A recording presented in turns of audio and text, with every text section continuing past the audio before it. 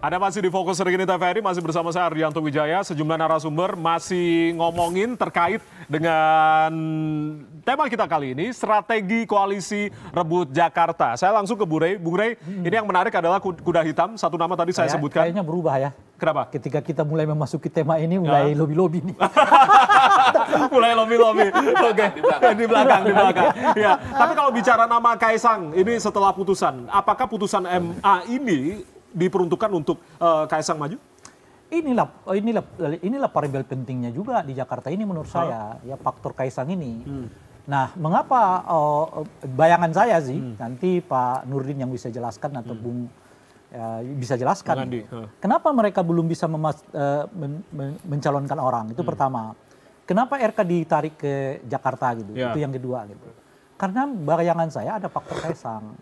Nah, faktor Kaisang ini akan mengubah banyak peta di pilkada DKI di Jakarta ini gitu. Termasuk misalnya soal posisi nanti PDI Perjuangan.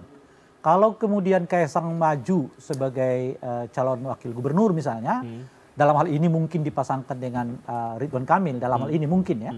Bisa jadi PDI Perjuangan juga akan bergabung dengan kelompok atau dengan Anies Baswedan. Jadi isu yang muncul nanti di Jakarta itu adalah tolak Jokowi plus dengan itu nepotisme, kira-kira gitu. Dengan ya tentu dukung Jokowi plus dengan nepotisme. Jadi 1-3 lawan 2 lagi dong ya? Berarti? Bisa bukan lagi satu lawan. Iya, ini kan gabungan. Pilpres maksudnya. Iya, gabungan 01 dengan 03. Iya kan? Persus dengan 02 gitu. Dan ini isunya adalah berputar di nepotisme itu. Itu isunya gitu. Nah, oleh karena itulah justru kalau itu dimajukan peta kemenangan Anies menurut saya makin kuat. Sebab kenapa gitu? Sebab barisan publiknya makin banyak itu. Pertama adalah kelompok Islam yang tentu diwakili oleh PKS kan. Kedua kelompok nasionalis mungkin nanti diwakili oleh PDI. Dan ini suara terbanyak ya di Jakarta. Dan kelompok-kelompok pro-demokrasi dan mungkin juga kaum intelektual akan berada di barisan ini. Pertanyaannya dan itu juga mungkin yang membuat RK agak sedikit terhambat itu di Bekasi gitu ya. Lalu saya ngerebut suaranya dari mana? Itu pertanyaannya kan. Kalau ia mengandalkan mesin politik dalam misalnya Golkar, PAN, Demokrat, Gerindra, kan itu top 5 ke atas gitu loh. Ada 5, 6, 7, 8 dan seterusnya. Gitu. Yang suara mereka quote and quote belum tentu ya lebih tinggi dibandingkan dengan PKS dan juga PDI Perjuangan. Yang saya anggap pemilih paling solid di Jakarta itu ya dua partai ini. Gitu. PKS naiknya itu imbas dari Ahok Anies masuk. Tapi artinya PKS sudah punya sekian kalaupun suara Anies misalnya dibuang. Itu solid tuh. PDI Perjuangan dihantam sedemikian rupa setelah pasca Pak Jokowi. Nah mereka masih tetap nomor 2. Artinya Pak Jokowi udah tarik masanya nih. Udah tarik pemilihnya dari PDI Perjuangan. Mereka tetap dapat 2. Nah sekarang PDI dengan PKS itu dalam bentuk siapapun yang mereka calonkan akan dipilih oleh kader mereka. Nah oleh karena itu penyatuan antara PKS dengan PDI Perjuangan nggak sulit kalau di Jakarta ini. Karena tingkat soliditas pemilihnya kuat sekali. Itu yang saya lihat itu. Nah PKS Golkar naik ya. Tapi jangan lupa harus kita uji itu pemilih solid Golkar atau sebetulnya efek dari Pak Prabowo ataupun Pak Jokowi gitu. Itu pertanyaannya gitu. Sebab kalau PDI itu nggak perlu kita uji lagi karena Pak Jokowi udah bawa masanya gitu loh.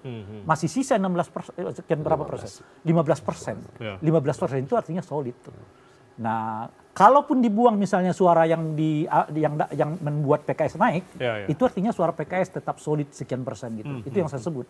Nah, apakah dengan sendirinya pemilih ya Golkar, PAN, Demokrat gitu, yang Gerindra saya kira udah solid karena mereka sekian persen kan. Itu akan milih dengan sendirinya siapapun yang dicalonkan oleh Golkar. Itu pertanyaannya. Menarik ya. Karena dugaan saya naiknya Golkar ya itu efek dari Pak Jokowi yang nggak tertampung mungkin di PDI Perjuangan. Ya, itu yang saya sebut tadi pemilih Pak Jokowi yang dibawa. Nyebarnya mungkin tidak ke Gerindra karena Gerindra turun kan.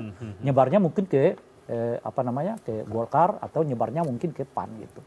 Nah pertanyaannya adalah apakah mereka yang kira-kira gitulah ya memilih Golkar di legislatif kemarin itu otomatis akan memilih siapapun yang disodorkan oleh Golkar sebagai calon gubernur. Itu masih pertanyaan. Itu masih kalau pertanyaan. untuk PKS dengan PDI jawabannya sudah ada. Mereka akan milih karena itu solid gitu.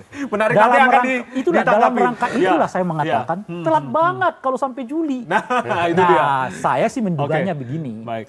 Kalau sampai akhir Juni ini, Saudara Ridwan Kamil tidak jua memperlihatkan wajahnya untuk datang ke Jakarta, saya meyakini dia sama sekali tidak berminat untuk datang ke Jakarta. Oke, nanti saya minta tanggapan dari Bang Nurdin seperti apa, tapi kita akan jeda terlebih dahulu. Tetaplah bersama kami di Fokus Terkini.